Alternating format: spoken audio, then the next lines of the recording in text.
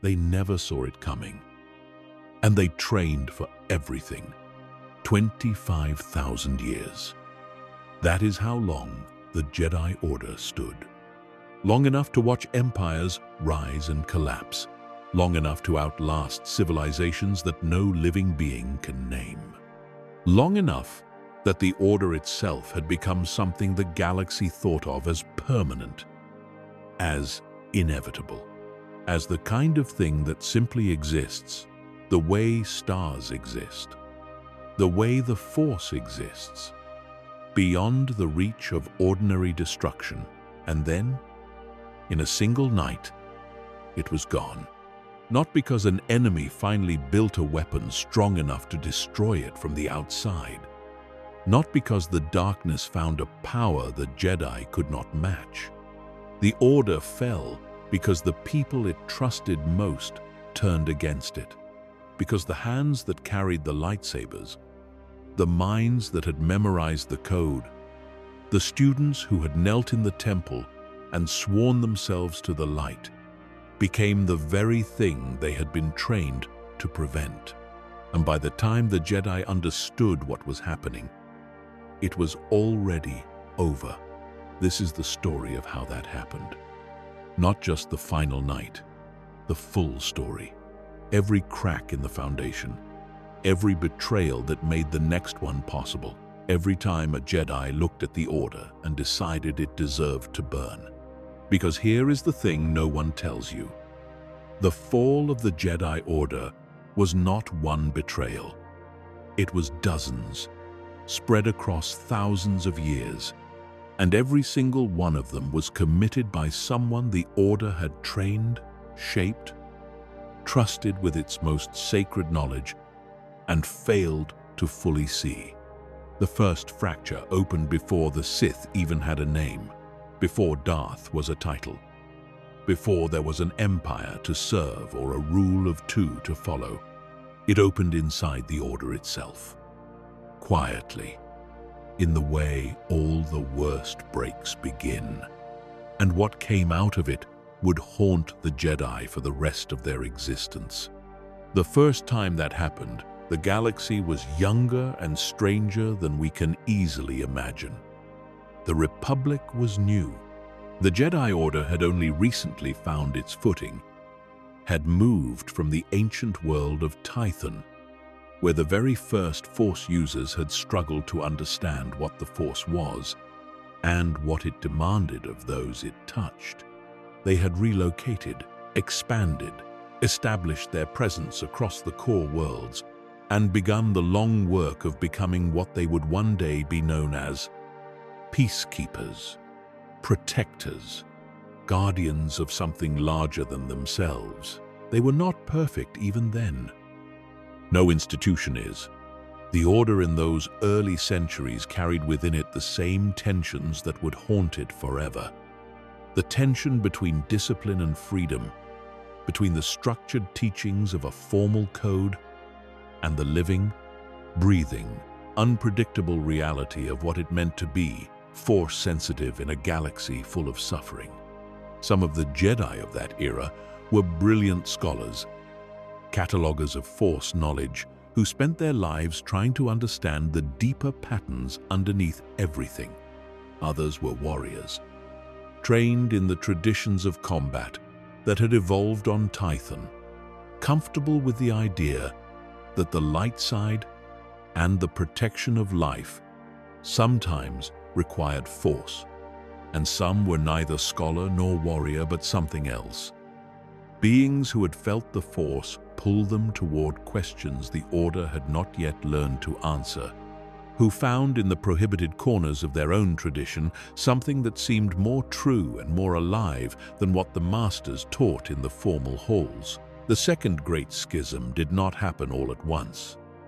It grew, as these things always grow, from a kind of hunger.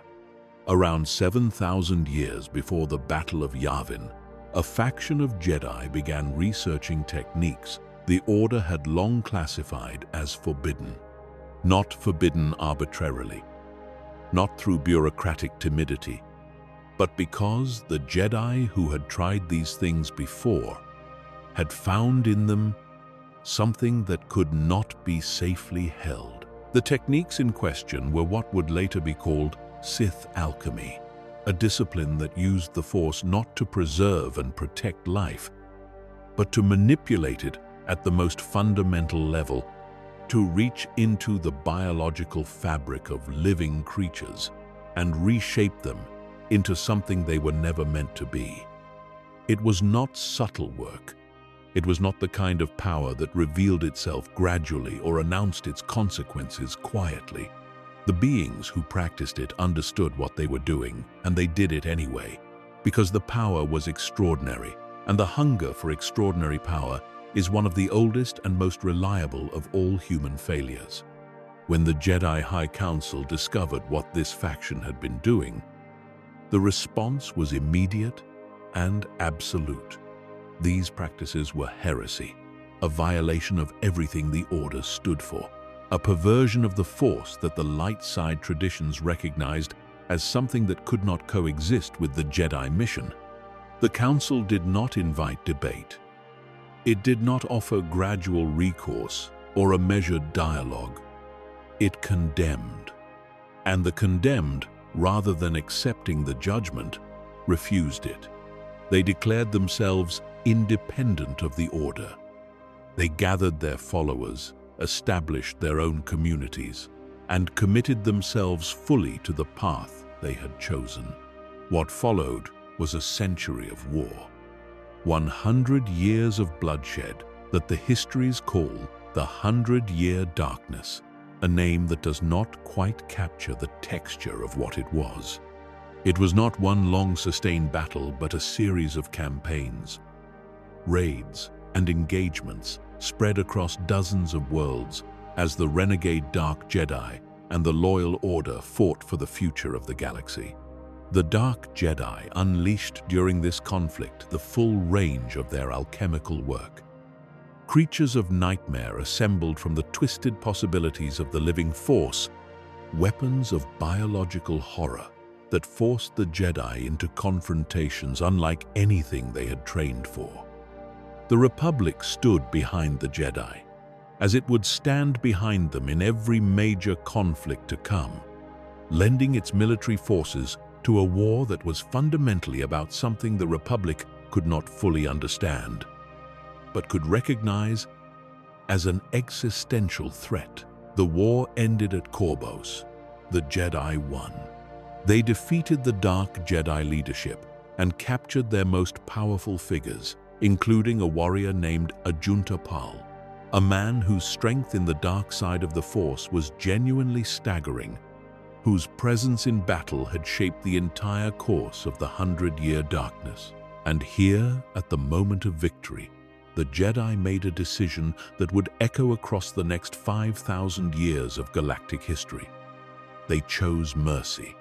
They chose it deliberately, as an expression of the values that define the Order, as a demonstration that the light side did not require the extermination of the defeated. They stripped the captured Dark Jedi of their weapons. They loaded them onto unarmed ships, and they sent them out into the unknown regions beyond Republic space, with instructions never to return. It was, by any measure, a compassionate choice. It was also one of the most consequential mistakes in the history of the galaxy. The exiles drifted.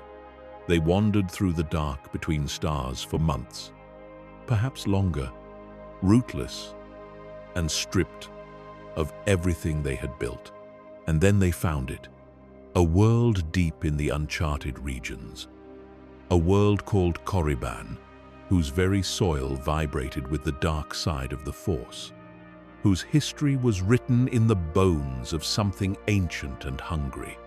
Korriban was home to the Sith species, a civilization of red-skinned humanoids who had developed their own relationship with the Force over countless generations, a relationship that was raw and primal and entirely their own. They had never encountered beings with the training and knowledge of the exiled Jedi. They had never seen the Force wielded with the kind of precision and power that even fallen Jedi could bring to bear. When ships fell from the sky and beings of terrifying power stepped out of them, the Sith people made the interpretation that makes a certain kind of instinctive sense. They called the exiles gods. They opened their world to them.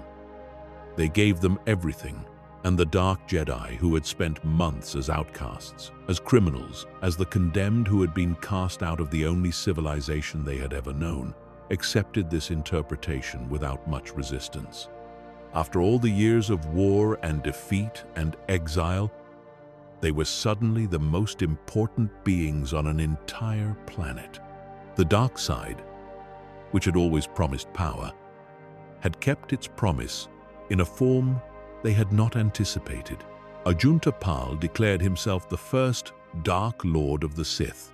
He and his companions took the name of the native species as their own title, as their identity, as the inheritance of everything they had lost and everything they were becoming.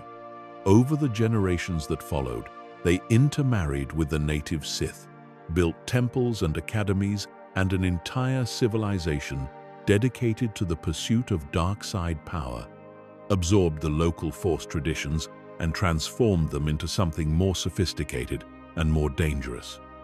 They built an empire. They called themselves Sith Lords. They studied techniques that even their rebel hearts in those early days would have recognized as horrifying. And they called those techniques progress. For almost 2,000 years, none of this was known to the Republic or the Jedi. The Order had classified the exile as a settled matter, a historical incident with a tidy resolution. They focused on other threats, other challenges, the ordinary complexity of maintaining peace across a galaxy full of competing interests and festering conflicts. The memory of the 100-year darkness faded from urgency into historical lesson, a cautionary tale about the dangers of forbidden knowledge and the importance of the Jedi Code. They did not know that 5,000 years of Sith civilization were quietly growing in the dark. They did not know that the mercy they had chosen at Korbos had planted the seed of an empire that would eventually come back to consume them. When Republic explorers finally stumbled into Sith space around 5,000 years before the Battle of Yavin, the collision that followed was extraordinary in its violence and scope. The Great Hyperspace War, as historians would call it, introduced the Republic to an enemy it had not known existed and had not even imagined, an empire of dark side practitioners who had spent millennia marinating in hatred of the Jedi who had exiled their ancestors. But that war, as devastating as it was not the moment that concerns us most here. What concerns us is what came after, in the long, slow centuries of partial recovery, when the scars of one catastrophe had not yet fully healed, and the seeds of another were already being planted. Because the Jedi Order, for all its wisdom and all its power, could not fully protect itself from its own students. And that truth has never been more starkly illustrated than in the story of a young Jedi Knight who wanted to know things that no Jedi was supposed to want to know. His name was Exar Kun, and the most difficult thing about understanding him is that he was not, in his beginning, a monster.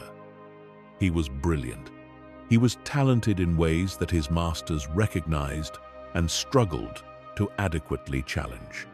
He was restless in the particular way that very gifted young people are restless, with an appetite for understanding that kept running up against the edges of what the Order was willing to teach.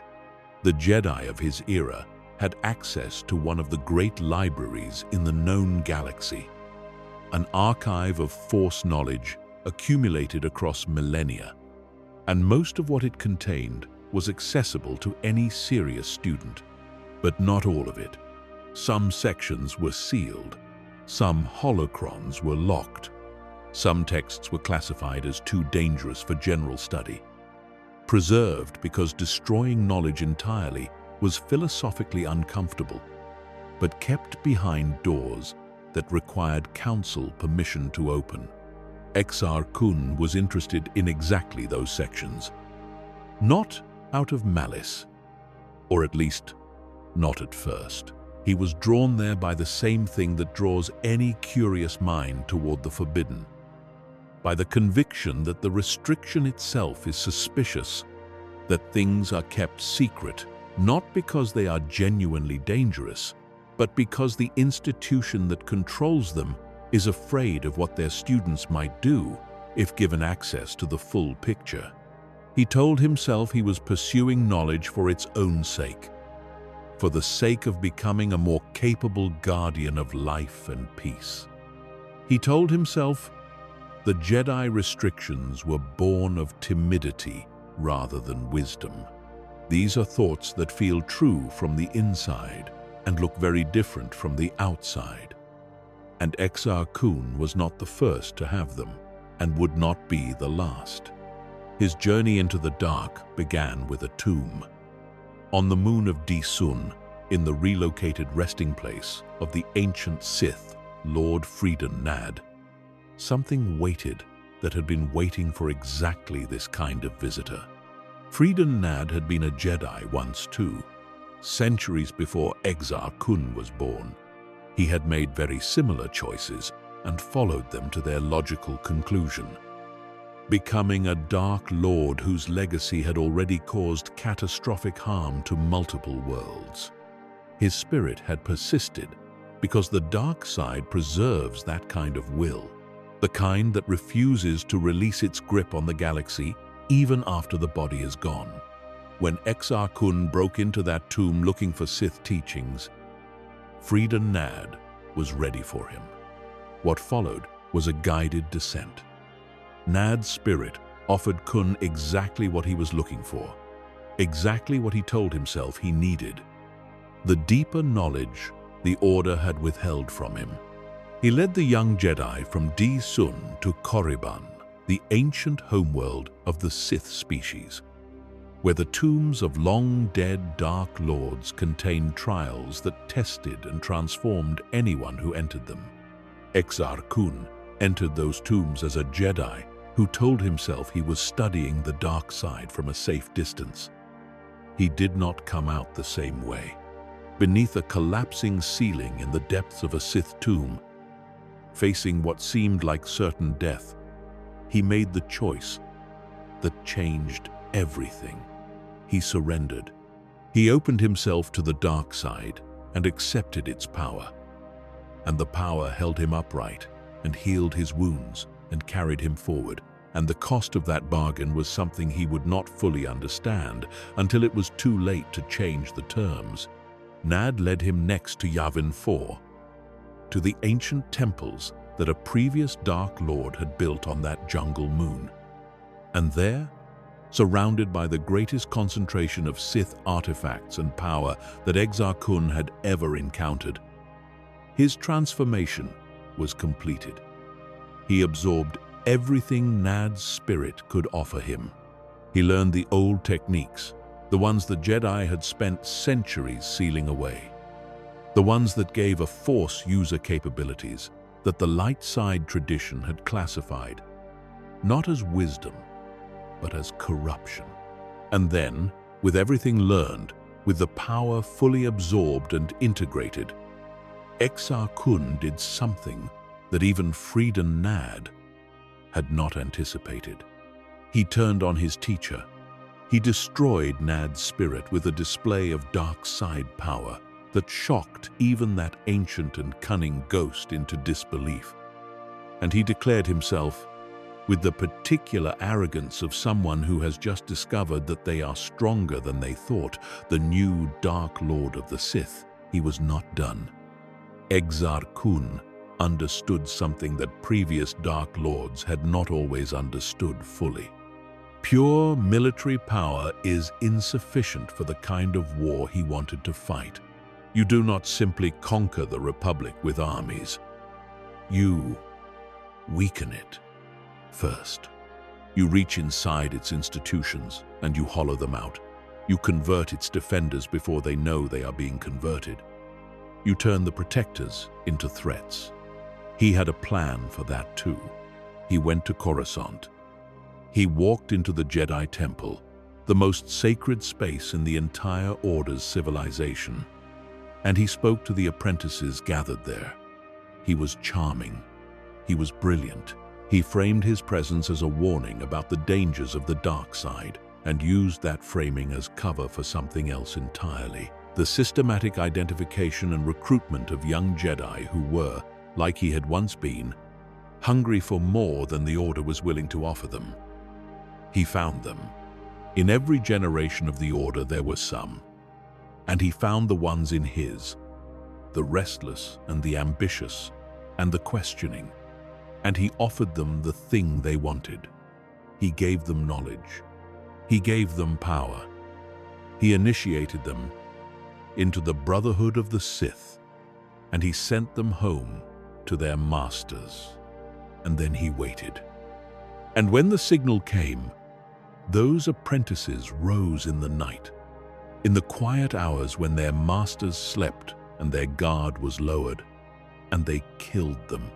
One night of violence spread across hundreds of Jedi installations, coordinated through the Force itself, and the Order woke to find that it had been bleeding from the inside without knowing it. Masters who had devoted their lives to passing wisdom to the next generation died at the hands of students they had trusted completely. The betrayal cut at something deeper than military losses. It cut at the fundamental premise of the teacher-student relationship, at the act of transmission that had kept the Order alive for millennia. If that could be corrupted, if the intimacy of the training bond could be weaponized, then what was safe? The Great Sith War that followed was devastating. Exar Kun had assembled an alliance of staggering scope, including the Krath cult and the Mandalorian warriors, and he moved against the Republic with a ferocity and a sophistication that kept its defenders perpetually off balance. He infiltrated the Republic Senate during a full session and used Sith sorcery to assassinate the Supreme Chancellor in front of the assembled government of the entire Galactic Republic, then walked out of the building. He and his apprentice, Ulic Qel-Droma, triggered stellar explosions that sent shockwaves toward Ossus, the great Jedi library world, forcing the Order into a desperate evacuation of irreplaceable knowledge. And in the chaos of that evacuation, Ulic Qel-Droma killed his own brother. That killing was the pivot point. Something in Ulic broke when he felt his brother fall. The dark side influence that had been warping his perception for years. The Sith poison and the corruption and the long slide down a path he had chosen in the belief that he was still serving something good. All of it cracked in that moment of fraternal horror. Jedi Knight Nomi Sunrider, witnessing what had happened, did something that required extraordinary power and will. She severed Ulic from the Force entirely, cut his connection to the energy field that had defined his entire existence, and left him standing in the rubble of the life he had destroyed with nothing to feel at all. Ulic surrendered. He led the Jedi to Yavin 4. The final confrontation with Exar Kun ended strangely, as these things in the Force often do. Rather than die in defeat, Kun performed a ritual of tremendous power that sacrificed the lives of the people he had used as soldiers and tools for years, channeling their life energy to separate his spirit from his body. The Jedi, led by Nomi Sunrider, created what they called a wall of light, a combining of hundreds of Force presences into something that contained and countered the dark side power Kun had unleashed. The resulting collision of opposing energies was catastrophic in its scope. And when it was done, Exar Kun's body was gone. His spirit remained, trapped in the stone of the Yavin temples, neither dead nor alive, waiting in the dark for a future he could not reach. The war was over. The Order survived, but it had learned something it would have preferred not to know, that its own students were not safe, that the very mechanisms by which it perpetuated itself, the trust between master and apprentice, the willingness to pass down knowledge to the next generation, could be corrupted and turned against it. The Jedi rebuilt. They always rebuilt. But the rebuilding happened on foundations that were slightly more cracked than they had been before. And the cracks would matter later. Time passed. The galaxy recovered, partially, from the Great Sith War. Worlds were rebuilt. The Order replenished its numbers. The Republic resumed the ordinary business of governing trillions of beings across hundreds of systems. And in that interval of relative peace, a generation of Jedi grew up that had not themselves experienced the worst of what had come before. They knew the histories. They studied the records. But there is a difference between knowing a history and having lived through it, and that difference would come to matter enormously. Among this new generation were two Jedi who stood apart from their peers in the way that figures who will alter the course of history sometimes do. Visible even before they have done anything history will remember, charged with something that the people around them sense without being able to name. One of them was called Revan. The other was his closest friend, a man who would eventually be known by a different name entirely.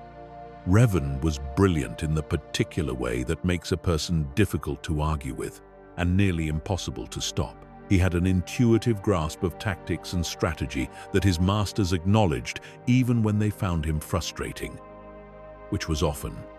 He thought faster and further ahead than most of the people around him, which meant he was frequently impatient with the pace at which institutions processed difficult decisions. He was also, underneath all the brilliance, someone who took suffering seriously in a way that made abstraction uncomfortable. He did not find it easy to contemplate principles while people were dying for lack of someone willing to act on those principles. When the Mandalorian Neo-Crusaders began their assault on the Outer Rim around 3,976 years before the Battle of Yavin, the Jedi Council faced exactly the kind of decision that would define how history judged them.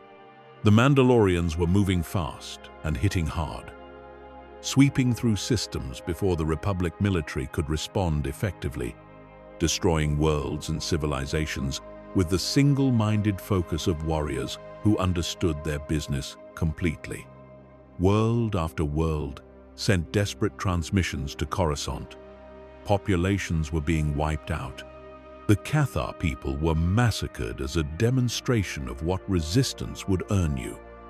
The Republic military was exhausted from previous conflicts and could not match the pace of the assault on its own.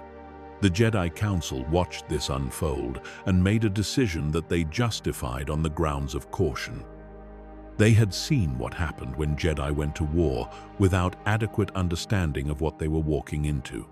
The Great Sith War had cost the Order enormously in ways that went beyond the body count, and the Council was not willing to risk another corruption of the Order's mission by stepping into a conflict that might be a trap designed to expose Jedi to dark side influence.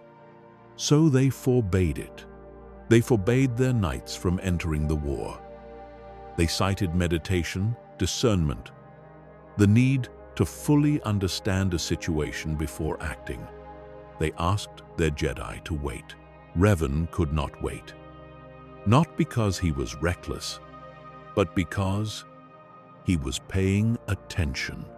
And what he was paying attention to was a galaxy full of beings who were dying, while the people best positioned to help them discussed the matter in council chambers on Coruscant. He gathered around him the Jedi who felt as he did, the ones for whom the council's caution looked, from where they were standing, indistinguishable from cowardice. He called them the revanchists, and he led them to the front lines, without council authorization, in direct violation of the orders he had received from the governing body of the order he had sworn to serve. It was, by any reasonable measure, an act of defiance. It was also, by any reasonable measure, the right thing to do in the immediate term. Revan was extraordinarily good at war. Under his leadership, the tide of the conflict began to turn. Republic soldiers who had been losing ground for years found in him the kind of strategic mind that made what had seemed impossible feel achievable. World after world was retaken. The Mandalorian advance was slowed, then stopped, then reversed. Revan became the Republic's hero, the savior that the Council's hesitation had nearly cost them. The proof that sometimes the person who breaks the rules is the one who saves everyone. But the war did something to Revan that victories do not always undo. It hardened him. It taught him to think in terms of acceptable losses in ways that his Jedi training had taught him to resist. It exposed him to the full scope of what the dark side could do when it was organized and directed toward a military purpose, and in that exposure, something shifted in his understanding of the galaxy and what it required of him. He and his closest companion, who fought beside him through every campaign, were changing in ways that neither of them fully tracked while it was happening. The war ended at Malachor V in a confrontation that Revan had engineered with a precision that should have alarmed anyone who was watching closely enough. He had discovered a superweapon called the Mass Shadow Generator, a device capable of creating artificial gravity anomalies of devastating power.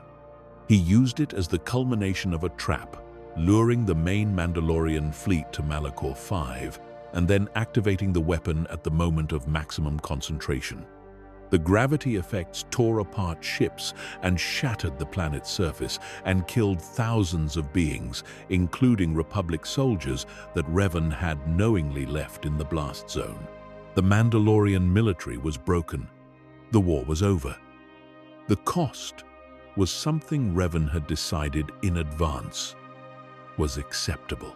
In the final moments of that battle, Revan faced Mandalore the Ultimate in single combat and defeated him. And the dying Mandalorian, as his mind cleared of the influence that had driven him to start the war in the first place, told Revan something that changed everything. There was a hidden Sith, a Dark Lord, ancient and patient, who had manipulated the Mandalorian into launching the war as a preliminary move in a strategy of far greater scope. The Mandalorian Wars had not been what they appeared to be. They had been a diversion, a way to weaken the Republic and fracture the Jedi Order in preparation for something that would make them look minor by comparison. Revan took that information, and rather than bringing it to the Jedi Council, took his most trusted companions and disappeared into the unknown regions to find the truth of it. What he found there was Vitiate, the Sith Emperor, an ancient and terrible being whose power in the dark side was of a different order entirely than anything Revan had previously encountered. What happened in that encounter is one of the great contested questions of the era, because the people who went in did not come out the same. What emerged from the unknown regions was not Revan the Jedi hero. What emerged was Darth Revan, Dark Lord of the Sith, with his closest friend now bearing the title Darth Malak at his side. There are those who argue that Revan and Malak were, to some degree, victims of what happened in the unknown regions, that the Sith Emperor dominated their minds and bent their wills toward his purposes, and that their subsequent actions were shaped by an influence they could not fully resist. There is evidence for this. But there is also the simpler possibility that the seeds of what they became had been planted much earlier, in the long years of the Mandalorian Wars, in the hardening of the self that sustained combat and impossible choices produce, and that the encounter with Vitiate provided the final catalyst for something that had already been quietly forming. Regardless of the origin, what happened next was not subtle. Revan and Malak returned to Republic space, in command of a fleet built by an ancient superstation called the Starforge, a Rakatan construction that drew its power from a star and could manufacture ships and weapons in quantities that defied ordinary logistics. They brought with them the Jedi and Republic soldiers who had followed them during the Mandalorian Wars, now converted to the dark side, or simply loyal to their general, regardless of what he had become. They declared a new Sith Empire. And they went to war against the Republic they had spent years fighting to protect.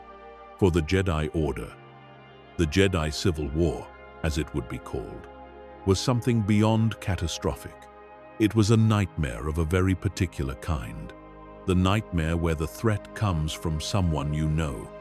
Revan knew the Republic's defenses because he had helped design them. He knew where the weak points were and where the strengths were concentrated and how to exploit both.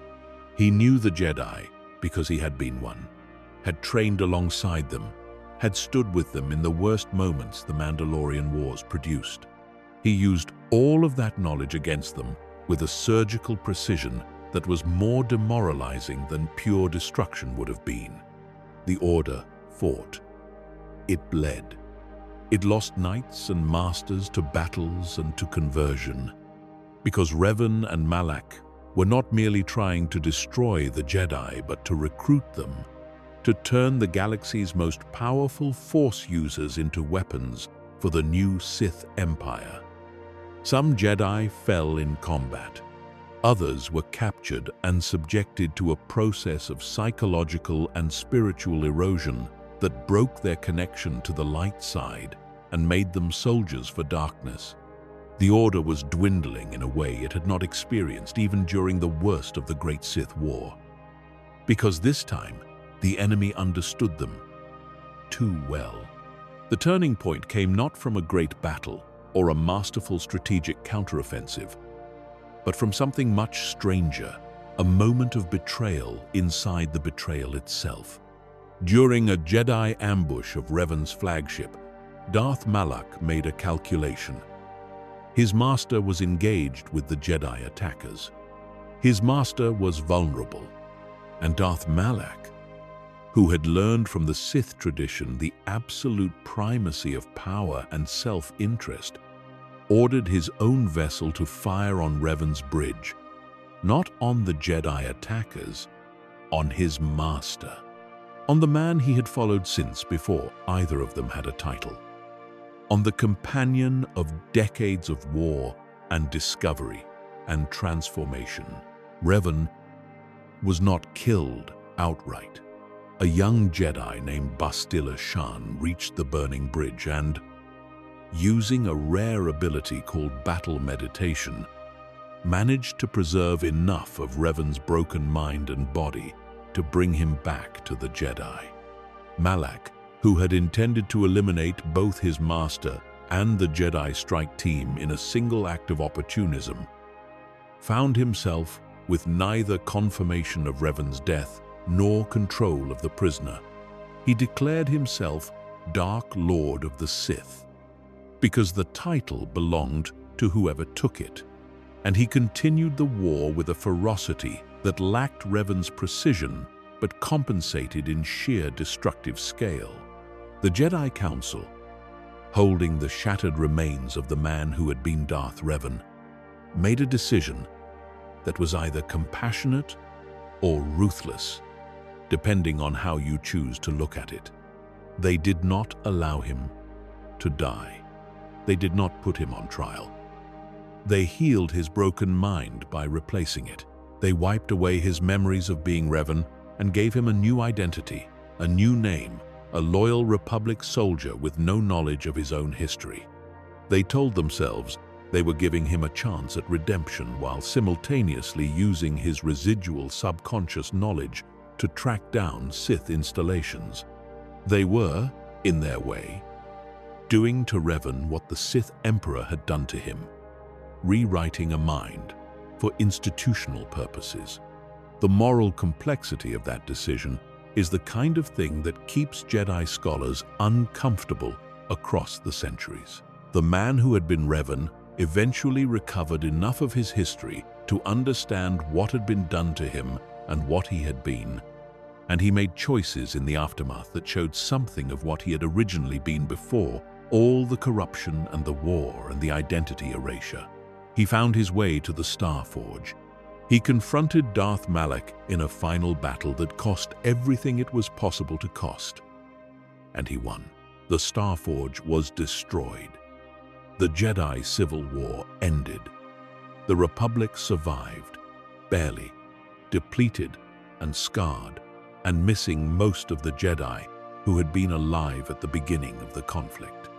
2 Jedi had gone to war against the Mandalorian because they believed the Council was wrong to stay out.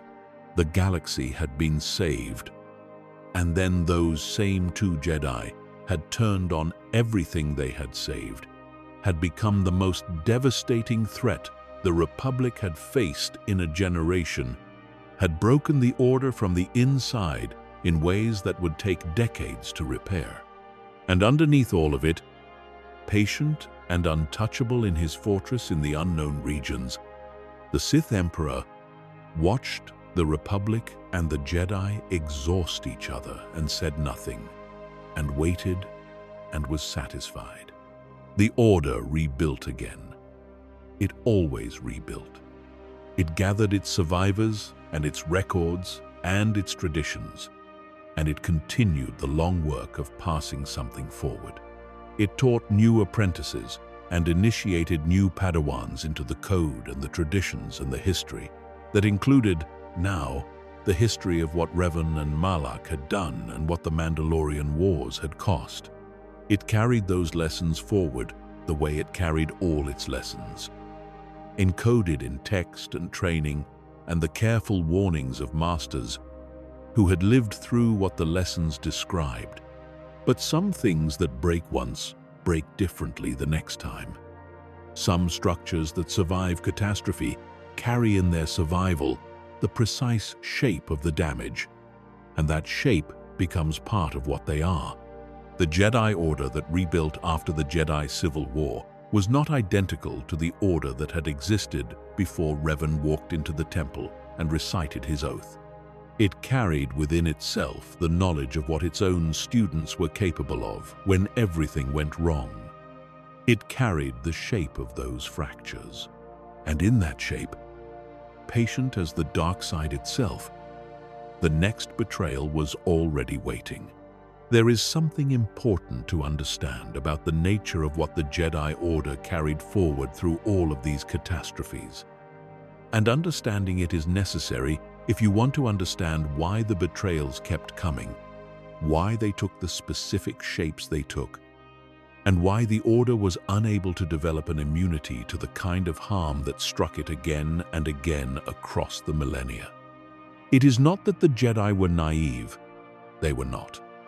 By any reasonable measure, they were among the most educated and carefully trained beings the galaxy produced in any given era, and the education they received included, explicitly, the history of every previous betrayal and fracture and dark side corruption that had touched the Order since its founding.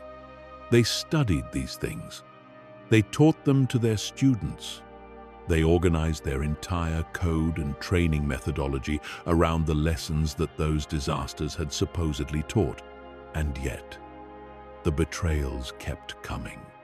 Which means either that the lessons were insufficient or that the thing the lessons were designed to prevent is not the kind of thing that can be prevented by lessons alone.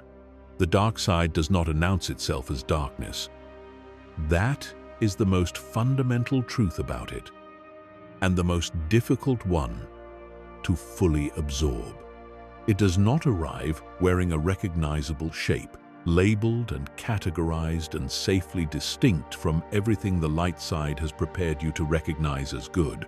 It arrives inside a genuine grievance, inside a real injustice, inside a hunger for understanding or justice or power that begins in a place that is entirely recognizable as human.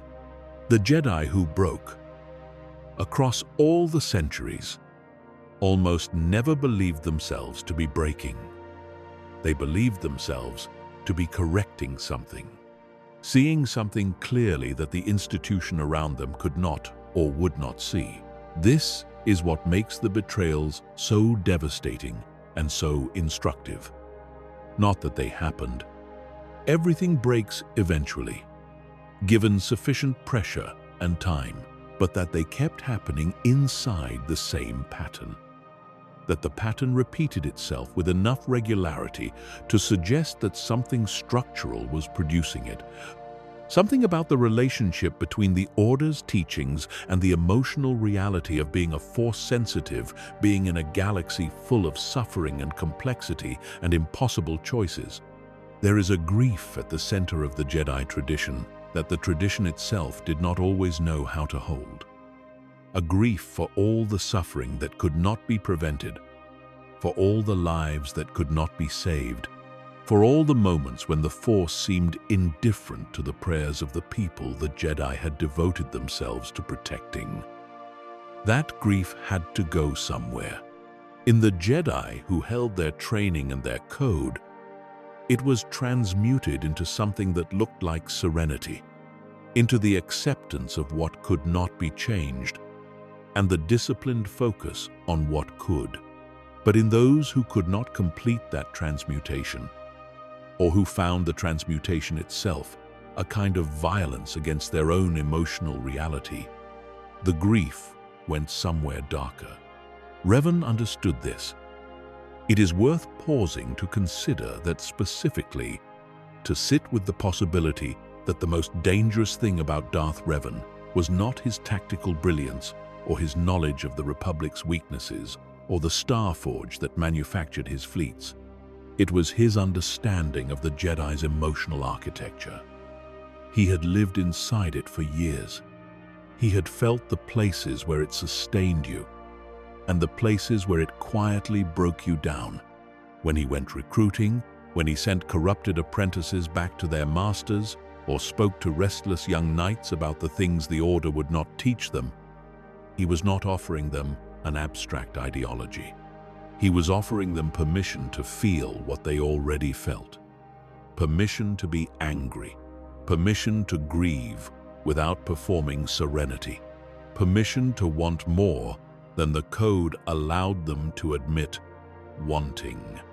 That permission is extraordinarily seductive when the alternative is a lifetime of careful emotional management in service of an institution that sometimes seems less interested in the individuals inside it than in the abstract principle they collectively represent.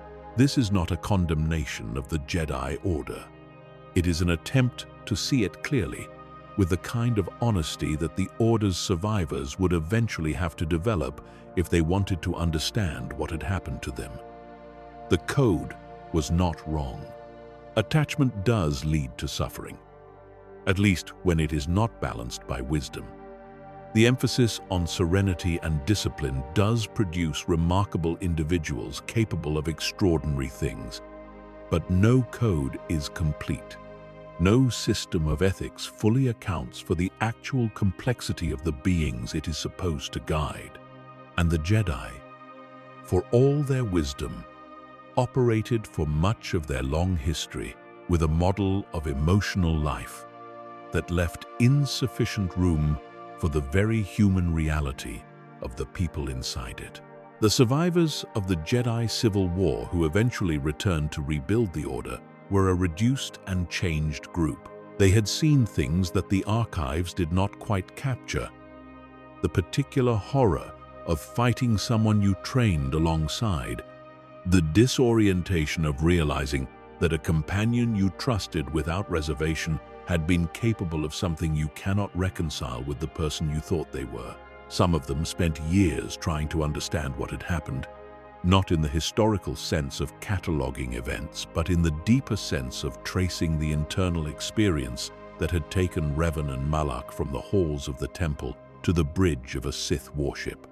A few of them produced accounts that are among the most searching and honest documents the Order ever generated, texts that looked unflinchingly at the costs of the Mandalorian Wars, and at the question of whether the Council's original refusal to intervene had itself been a kind of failure, a retreat into principle at the expense of presence.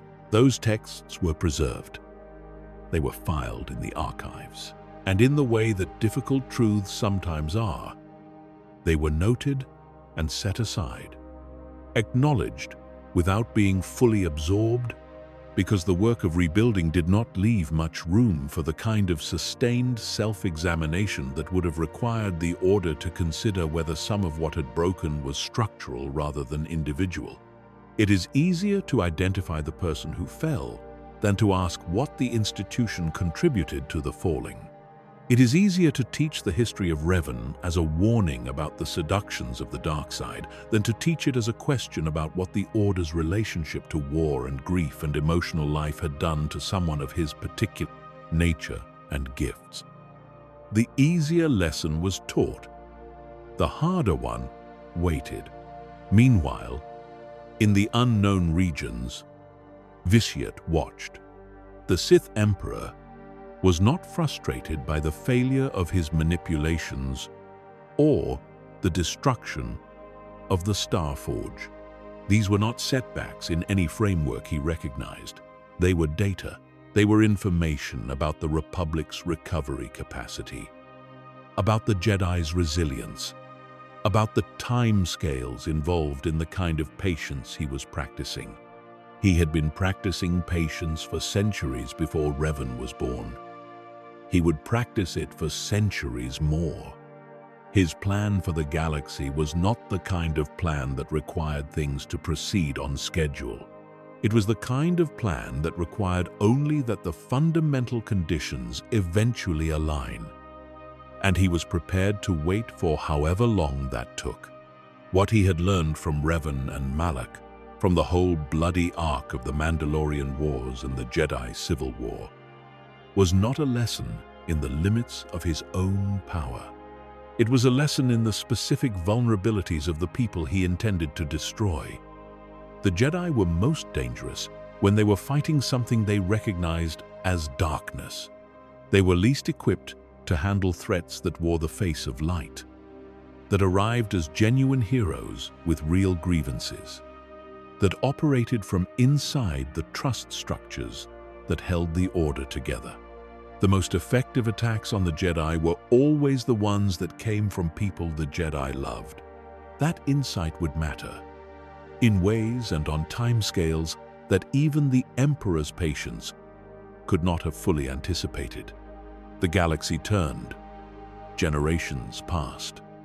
The wounds from the Jedi Civil War healed into scars that the Order wore as history lessons rather than living tissue. New students came to Coruscant and Dantooine and the other temples, young beings who felt the Force moving in them and came to the Jedi because the Jedi were what existed for people like them. They learned the code. They trained in the saber traditions. They meditated on the living Force and the unifying Force and the nature of attachment and the discipline of serenity.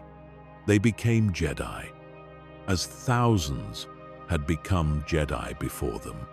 And some of them, as always, found the space between what they were taught and what they felt to be inhabited by something that the Order did not have adequate language for.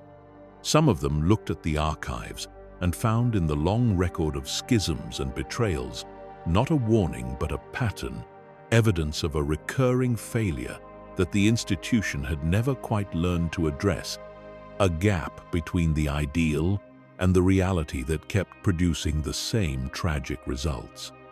Some of them were right about that observation and simply failed to find a better response to it. And some of them were wrong, in ways that would cost the galaxy everything. The Order that existed in the centuries before its final destruction was not the Order of the Great Hyperspace War, nor the Order of Exar Kun's era, nor the Order that Revan had walked out of when he followed his conscience to the front lines of the Mandalorian Wars. It was an order shaped by all of those experiences, carrying all of those histories, organized around the lessons it had drawn from each catastrophe. It was, in many respects, a stronger institution than any of its predecessors. More structured, more self-aware, more careful about the particular dangers it had learned to recognize. But strength and structure and self-awareness, as the long record of Jedi history demonstrates with painful consistency, are not the same as immunity. You can know every previous version of the trap and still walk into the next one, because the next one is never quite the same shape as the ones before. What was coming was not going to look like Exar Kun. It was not going to look like Revan. It was going to look like something the Order had not seen before and would not fully recognize until it was already inside the moment the recognition would have saved them. And the people who would carry it into the heart of the Order were not anonymous strangers or obvious villains. They were, as they had always been, students, Padawans. The next generation that the Order had shaped and trained and trusted to carry the light forward. The tragedy was not that the Order failed to stop them. The tragedy was that the Order, in ways it would only understand in retrospect, had helped to make them. This is where we must turn. Away from the ancient wars and the great catastrophes of the deep past, toward the final centuries, toward the men and women who would bring everything to an end. We begin with a man who had every reason to walk away from the Jedi and chose, for a time, to stay. A man whose betrayal, when it finally came, was not born of hunger for power or seduction by forbidden knowledge, but of something the Order found, in some ways, even harder to answer: a conviction, a clear-eyed and carefully reasoned conviction that the institution he had served for his entire adult life had become something that could not save the galaxy, no matter how much it wanted to, because it was too compromised, too blind, too trapped by its own traditions, to see the disaster that was coming with the clarity required to act against it in time. His name was Yan Dooku, and the story of what he chose and why is among the most important and most disturbing things the Order ever produced, because it is the story of someone who was not wrong about very much of what he saw, and who nonetheless became exactly what he claimed to despise. To understand Count Dooku, it is necessary to understand what the Jedi Order looked like from the inside during the final centuries of the Republic. Not the mythologized version, the serene and unimpeachable guardians who moved through galactic history like a guiding light. The actual version, the institution that existed in real time with real constraints and real failures. The council that made decisions under pressure, and sometimes made them poorly. The Order that had accumulated over 25,000 years. A set of traditions and protocols that were sometimes wisdom and sometimes just the sediment of habit, the residue of choices made so long ago that no one alive fully remembered the reasoning that had produced them. Dooku saw this clearly. He was perhaps the most intellectually gifted Jedi of his generation, a master of Form 2 lightsaber combat, a scholar of Jedi history with a particular interest in the points of failure, a man whose aristocratic background gave him both the resources and the instinct to examine institutions from the outside, even when he was operating within them. He had been Qui-Gon Jinn's master, which tells you something about him, because Qui-Gon himself was the kind of Jedi who followed the living force rather than the institutional template, who made decisions based on what he sensed was right rather than what the Council had approved. The teacher-student relationship runs in both directions, and what Dooku poured into Qui-Gon, the willingness to trust one's own perception over bureaucratic guidance, had its origins somewhere in the master's own character before it was transmitted to the student. What Dooku saw in the Republic of his era was a civilization in the advanced stages of a particular kind of institutional decay. Not a dramatic collapse, not the kind of obvious crisis that called for heroes and urgent action, but the slow and grinding corruption that accumulates inside governing bodies when power concentrates and accountability weakens, when the mechanisms meant to correct error gradually get captured by the interests they were designed to restrain. He saw a Senate so compromised by commercial and factional interests that it could no longer perform its basic function. He saw a Jedi Order so enmeshed with that Senate, so dependent on the Republic's structures for its own legitimacy and resources, that it had lost the independence necessary to challenge what the Republic was becoming. He saw Jedi who were administrators and negotiators and political agents as much as they were guardians of the Force, beings whose institutional entanglements had pulled them so far from the original mission that the original mission was in danger of becoming notional. He was not wrong about any of this. That is the most important and most painful thing to say about Count Dooku. He was describing something real.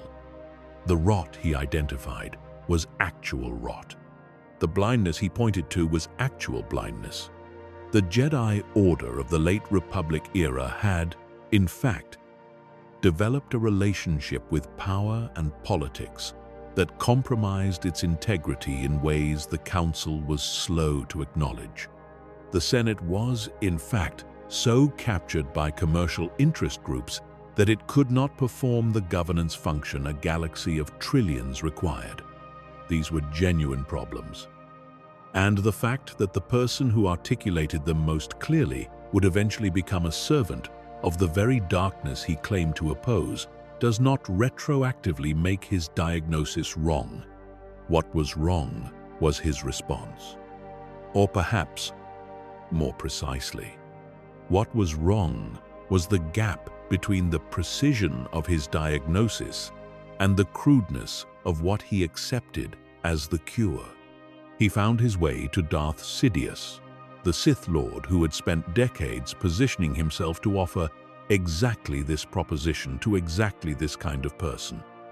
The offer was simple and compelling on its surface. The Republic was too corrupt to reform from within. The Jedi were too compromised to lead a genuine renewal. What was needed was a destruction of the existing order thorough enough to create the conditions for something better, and the only power capable of that destruction was the Sith, specifically the Sith, as wielded by Sidious toward the goal of a new galactic order that Dooku was promised would be strong and uncorrupted and just. Dooku believed some of this. That is perhaps the most difficult conclusion to sit with, but honesty requires it. He was not purely cynical, not entirely a man who told himself a noble story while knowingly serving evil. He genuinely believed, at least initially, that the destruction Sidious was engineering could lead somewhere better. He trusted or at least allowed himself to trust, that he was the reformer inside the chaos, rather than the chaos itself. And by the time the evidence was fully available that he had been deceived about all of this, that Sidious had no interest in justice or reform and had used Dooku's genuine convictions as a vehicle for something entirely different, Dooku was already too far in to find a way out. He left the Jedi Order.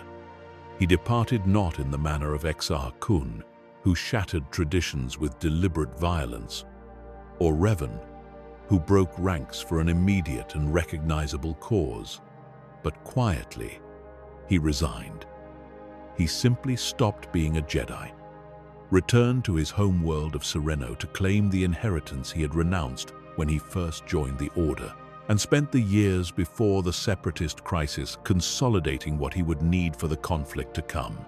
It was a calculated and patient withdrawal, the beginning of a betrayal that would operate on a different timescale and at a different pitch than anything the Order had encountered before. Not the explosion of a student who could no longer be contained, the slow removal of someone who had decided after a lifetime of service that the institution he served was not worth saving. The Order did not see him go with the recognition that what it was losing deserved. Dooku was a name in the archives, a great master who had chosen a different path, a tragedy noted and catalogued and filed beside all the other tragedies. There were other concerns. There were always other concerns. The Senate had crises that required Jedi attention. The Outer Rim had conflicts that required Jedi presence. The Council had matters that required deliberation and judgment and all the careful institutional work that occupied the days of the most senior masters. Count Dooku, Count of Sereno, former Jedi, was a problem that existed at a remove, not yet an emergency. Not yet something that demanded the full weight of the Council's attention. By the time it was an emergency, it was something much worse than an emergency. It was a war. And the war, as Dooku had perhaps suspected it would when he signed himself to the Sith's design, would change the Jedi in ways that would make everything that followed more possible.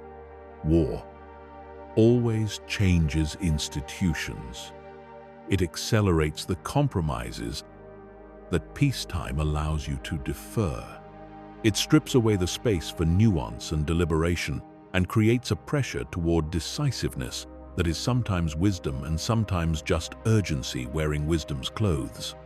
The Clone Wars would do to the Jedi Order in 3 years what centuries of peace had not done, and they would do it in ways that looked like necessary adaptation and felt like the sacrifice that all great struggles require, and some of the damage would not be visible until it was too late to address it. But that is the story of what came after Dooku.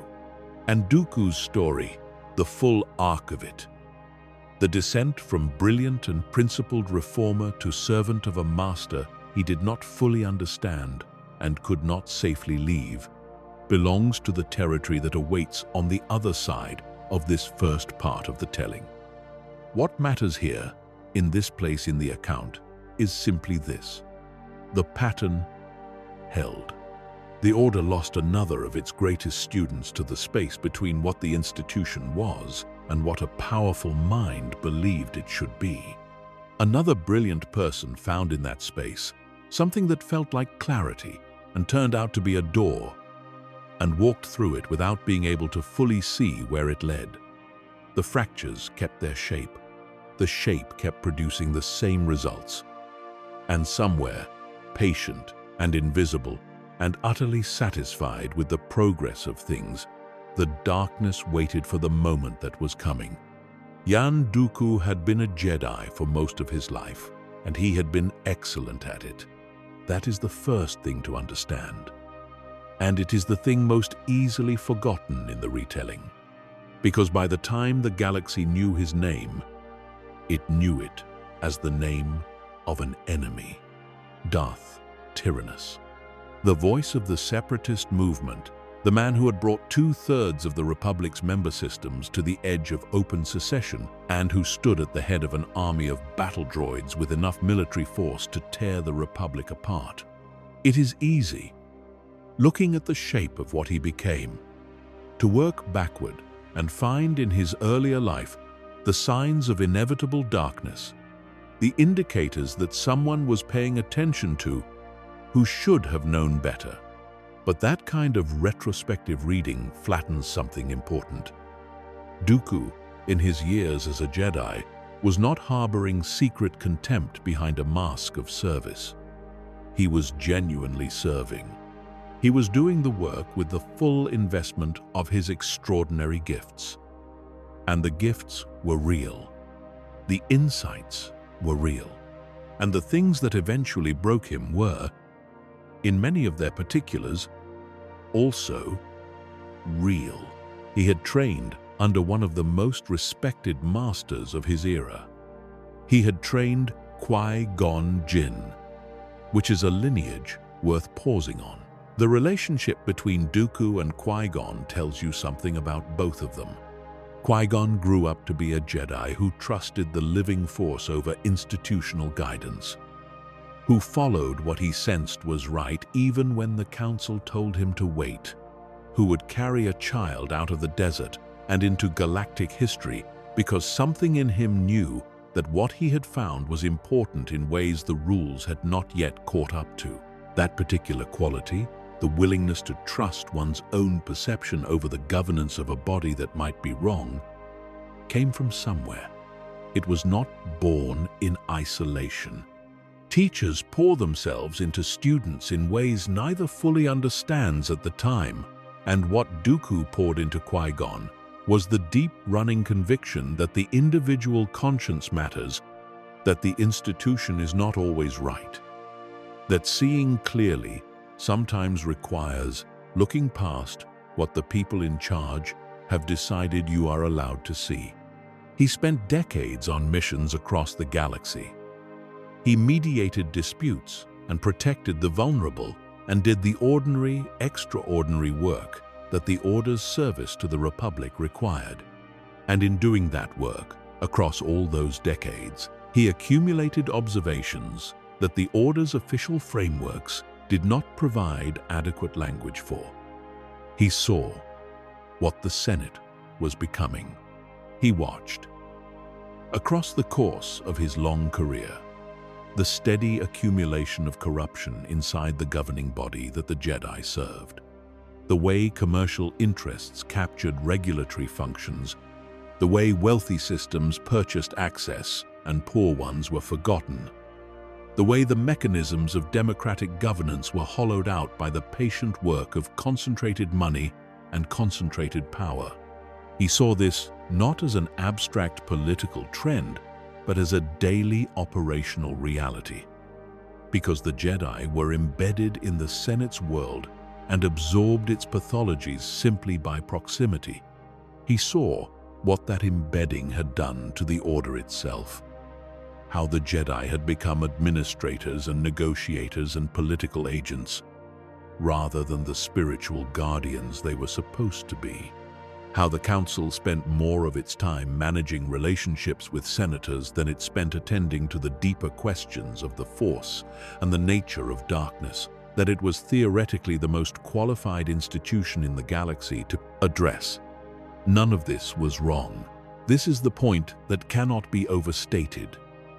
The diagnosis was accurate. The corruption was real. The Order's entanglement with power had genuinely compromised it in ways that the Council was slow to acknowledge and even slower to address. Dooku was not imagining things. He was not projecting paranoia onto a healthy institution.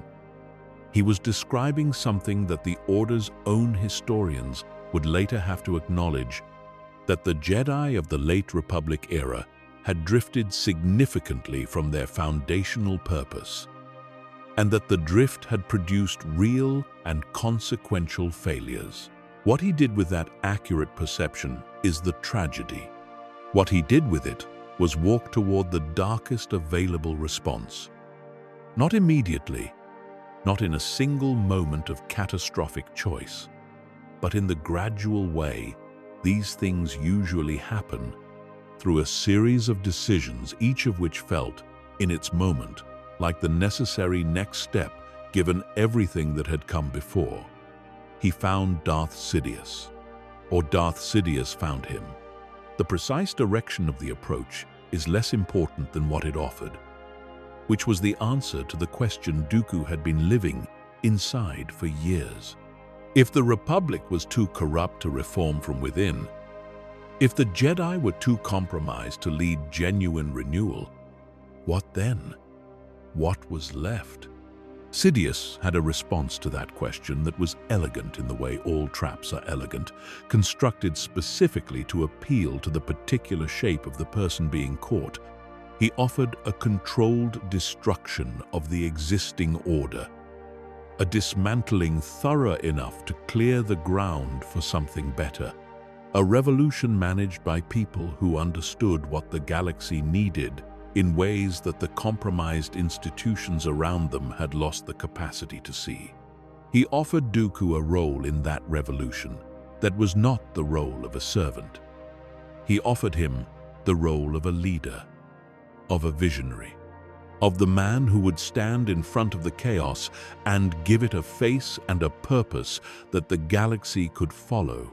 Dooku accepted this. He accepted it, at least in part, sincerely. That is what makes his story so much harder to look at than the simpler dark side falls. He was not purely cynical. He was not simply seeking power and telling himself a noble story as camouflage for naked ambition. He genuinely believed, or allowed himself to believe with sufficient thoroughness, that the distinction became difficult to locate, that the disruption Sidious was engineering would produce something better on the other side. He became Darth Tyrannus. He left the Jedi Order quietly, without violence, walking out of the temple doors and reclaiming the aristocratic inheritance he had renounced when he first joined. He used his wealth and his gravity and his genuine political intelligence to give voice to a real grievance that thousands of star systems shared, the sense that the Republic's institutions served the powerful at the expense of everyone else. He built the separatist movement not by lying, but by offering a fundamentally true description of a fundamentally corrupt situation, and the movement grew because the truth in it was recognizable to too many beings who had been living inside the costs of that corruption for too long. But the Confederacy of Independent Systems, beneath its genuine political legitimacy, was a weapon. It was a mechanism designed by Sidious to accomplish the things that Sidious needed accomplished, which were not the things that the systems who joined it believed they were working toward. The Trade Federation and the other corporate powers who aligned with the separatists were not motivated by reformist idealism. They were motivated by the removal of regulations that constrained their profits and the establishment of a political order that would serve their interests more directly than the Republic had managed. Dooku was not naive enough to be unaware of this. He was, perhaps, ambitious enough not to care. The people who joined him for the right reasons were tools in a machine serving purposes they did not fully understand. The people who joined him for the wrong reasons were partners in a machine serving purposes he had agreed not to look at too directly. And Sidious, behind all of it, served purposes that neither group would have found acceptable had they known what they were. The Clone Wars began at Geonosis, in a battle that killed enormous numbers of Jedi and soldiers and civilians and validated, simultaneously, both the Republic's need for a military force to fight the separatist threat and the separatists' claim that the Republic was capable of mobilizing massive violence in defense of its own interests. It validated both things because it was designed to. The Battle of Geonosis was not a miscalculation or an escalation that got out of hand. It was the opening of a phase in a plan that had been running for more than a decade, and every major development in it, from the discovery of the clone army to the Senate's emergency authorization of its deployment, had been managed by the man who sat in the Chancellor's chair and expressed concern and called for patience while the disaster he had engineered unfolded around him. For the Jedi, the Clone Wars were a catastrophe of a kind they were poorly prepared to process. They were not soldiers. They had never been soldiers, not in the deepest sense, not in the sense of institutions designed and organized and psychologically built around the prosecution of extended armed conflict. They were peacekeepers who had been handed the command of an army and told to win a war. And they did what they could do with that impossible mandate, which was adapt. The adaptation was real and in many cases admirable. Individual Jedi performed acts of extraordinary courage across hundreds of battles.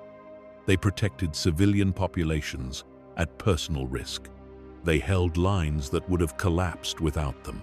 They led their clone troopers with care and competence, and, in the best cases, with the kind of genuine regard for the beings in their command that the Jedi tradition of respect for life was supposed to produce. But the adaptation also cost them things they did not fully track the cost of in the moment of paying it. The war accelerated compromises that peacetime allows you to defer. It created a pressure toward decisiveness and strategic calculation that pulled against the more contemplative, deliberate, council-based decision-making the Order had evolved over centuries. Jedi who had never expected to command armies became generals. Padawans who had been in the middle of their training became battlefield commanders. The rhythm of the Order's internal life, the meditation and the study, and the long, slow work of deepening understanding, gave way to the operational rhythm of war, which is faster and louder and much less interested in nuance. And Dooku was there. Dooku, who knew the Jedi better than almost anyone alive, who had trained one of their greatest knights and served alongside their masters for decades, who understood exactly where the stress points were and how to apply pressure to them. He directed separatist campaigns against Jedi positions with the intimate knowledge of an insider. He recruited against the Order, peeling away individuals who were suffering under the weight of the war in ways that the Order did not have adequate structures to support. He moved against the Republic's institutions with a strategic intelligence that reflected genuine capability. And he did all of this while believing, at some level, that he was serving a purpose larger than simple destruction. He was not. The thing he was serving was not interested in justice or reform or the building of something better. The thing he was serving was interested in chaos and exhaustion and the gradual reduction of every institution that might have the capacity to stand against absolute power, and Dooku was one of its tools, deployed as skillfully as every other tool in a collection assembled over decades, by someone whose patience and intelligence were of a genuinely different order than anything else operating in the galaxy at that time. When Dooku's usefulness had been fully extracted, when the war had accomplished what the war was designed to accomplish, Sidious was prepared to discard him. He did not hesitate. He orchestrated a confrontation that put Dooku in a room with Anakin Skywalker at a moment when Anakin was already primed to cross a line, already carrying in him the particular combination of grief and fear and desperate love that the dark side finds most useful. And he encouraged the crossing of that line with a few quiet words. Dooku, disarmed and kneeling, looked up at the young man, standing over him with two lightsabers at his throat, and understood in that moment that he had been a stepping stone, nothing more. The galaxy-altering revolutionary the man of vision who had broken with the Jedi because he saw more clearly than they did. A stepping stone. He died on the floor of a separatist flagship, while the man who had used him watched without concern from a few feet away. The Clone Wars did not only claim Dooku, they took something from the Order that was harder to name and harder to replace than any individual, however brilliant. They took time, and they took the particular quality of attention that only undivided time can support. The Jedi, spread across hundreds of battlefronts, managing the lives of millions of clone troopers and the political expectations of the Senate and the immediate operational demands of war, did not have the sustained focus on their own internal life that the Order's health required. Things that needed to be noticed were not noticed. Conflicts that needed to be addressed were left unresolved because there was always a more urgent crisis pulling attention elsewhere. And in that space, in the gap between what the Order needed to attend to and what it had the capacity to attend to while also fighting a war, something happened that exemplified with terrible clarity exactly how the institution's failures produced its betrayals. Her name was Barriss Offee, and she was a healer. She had been taken into the Order as a child and trained in the healing traditions, in the care of the wounded and the sick, in the practices that oriented a Jedi not toward the prosecution of violence, but toward its remediation. She was the kind of Jedi the Order's best self was supposed to produce.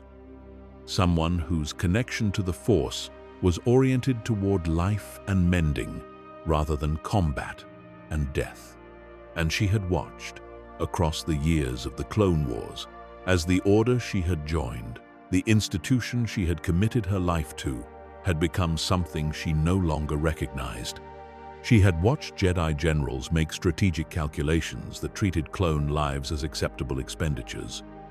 She had watched the Council authorize operations that resulted in massive civilian casualties. She had watched the Order become, in its daily practice, the military instrument of a government that was itself being manipulated toward authoritarian ends. And she had watched the masters who should have been addressing these things continue to manage the war as though managing it was the same as understanding what it was doing to them. She was not wrong about what she saw. She was seeing the same corruption that Dooku had seen, the same institutional drift from principle to pragmatism, the same subordination of the Order's spiritual mission to its immediate operational role. She was seeing it from the inside, from the position of someone whose daily work was caring for what the war produced, the broken and the grieving, and the ones who had been remade by violence into something that could not quite find their way back to what they had been before. She was absorbing the cost of the war in a way that the generals and the council members, focused on strategy and politics, were not absorbing it in the same immediate physical and emotional register. She was saturated with what the war actually was, not as a military campaign, but as an ongoing catastrophe happening to real beings in real time. And she was doing that work without adequate support, without the structures that might have helped her process what she was experiencing, without the sustained engagement from masters who might have seen what was happening inside her before it reached the point it eventually reached. She bombed the Jedi Temple. She planted explosives in the hangar and detonated them and killed people, Jedi and civilians, beings whose deaths she had spent years of her professional life working to prevent. She did it because she had concluded that the Order deserved to be destroyed, that it had become so corrupt and so compromised that its continuation was itself a harm, that the right response to what she was witnessing was not patient institutional reform, but catastrophic disruption. She did it because she had reached a place where the darkness had found in her genuine grief and genuine moral outrage and genuine perception of real institutional failure the foothold it needed to suggest that destruction was a form of justice, and then she framed someone else for it.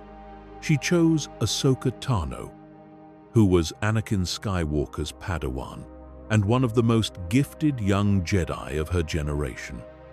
And she constructed a chain of evidence designed to direct suspicion toward her. She planted evidence. She manipulated the investigation. She turned the Order's own processes of inquiry against one of its own students with deliberate precision, and she succeeded well enough that Ahsoka was expelled from the Order and put on trial before the Republic Military Tribunal for terrorism, standing accused of crimes that Barriss had committed. The story of what happened to Ahsoka Tano in this moment is not simply the story of a betrayal by a friend. It is the story of an institution betraying itself through its treatment of one of its own. The Jedi Council, faced with evidence that pointed toward Ahsoka and under the political pressure of a Republic Military Tribunal that was pushing hard for a resolution, made the choice to expel her. They removed her Padawan braids. They stripped her of her status.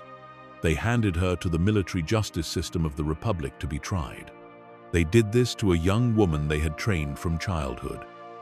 A young woman who had served the Order through some of the worst battles of the Clone Wars. A young woman whose only response to any of the accusations was a consistent and categorical denial. They did it because the evidence pointed at her and because the political pressure to produce an answer was more immediately urgent than the discomfort of trusting someone the evidence had implicated. When Barriss confessed, in a public declaration that laid out her crimes and her reasoning in terms that were simultaneously a legal admission and a philosophical indictment of the Order's conduct, the Council brought Ahsoka back. They offered her reinstatement. They offered her acknowledgement that they had been wrong. They offered her the status she had been stripped of with a ceremony that was supposed to constitute the setting right of what had been done to her. They were sincere in the offering. There was no cynicism in what they extended to her. They genuinely believed that the restoration of her position was the appropriate and sufficient response to what had happened. She walked away. She took her lightsabers, the ones that had been returned to her, and she set them on the floor of the temple, and she left, not in anger that required immediate expression, not in the kind of dramatic rupture that announces itself as a break. She walked away quietly, in the particular way of someone who has understood something they cannot ununderstand, something about the nature of the institution they have served and what it is capable of doing to the people inside it when the cost of loyalty to a principle conflicts with the cost of institutional protection. She had been expendable. That was the thing she now knew.